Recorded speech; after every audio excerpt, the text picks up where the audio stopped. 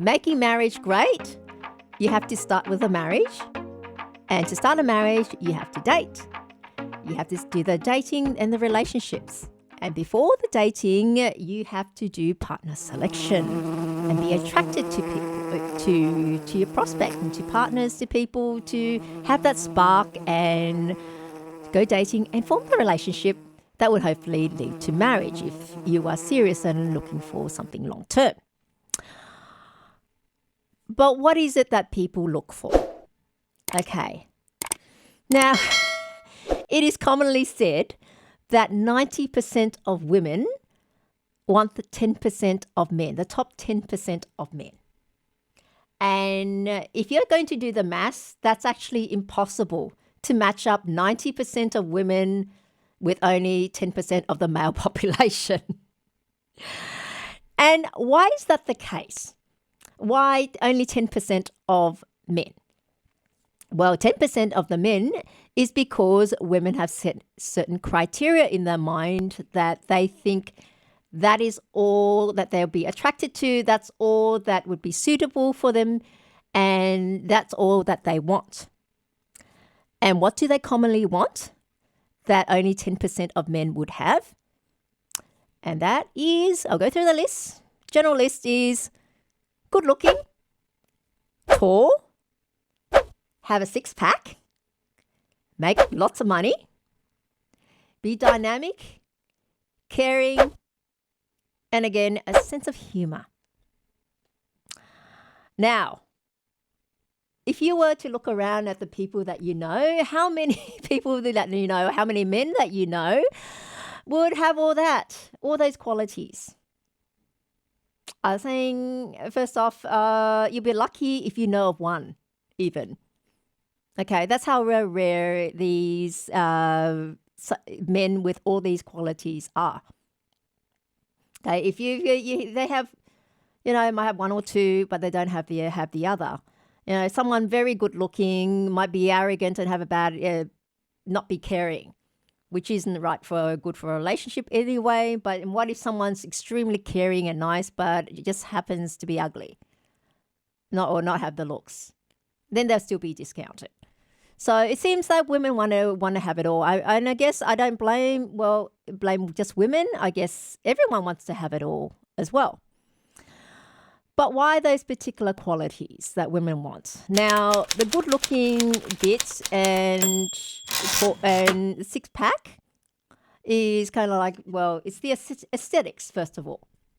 And that's in human nature. Like, we all want pretty-looking things. We all want to be around nice thing and good-looking people. I mean, like, look, even when you go and do window shopping, if something looks good, or it just catches your eyes. Just something just on display there. It's just so nice and enticing.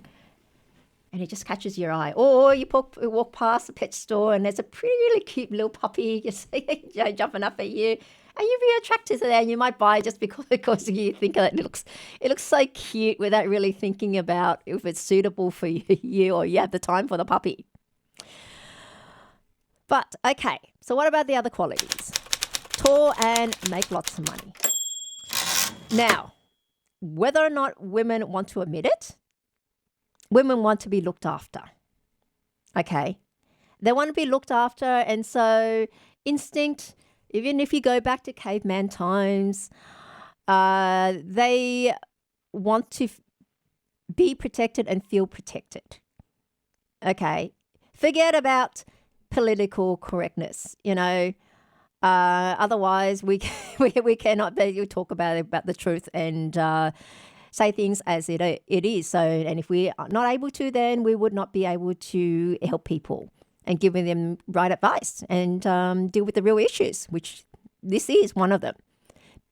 Women want to be looked after, specifically women want to feel protected.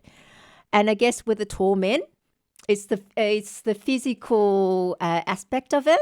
They physically feel protected rather than a short man.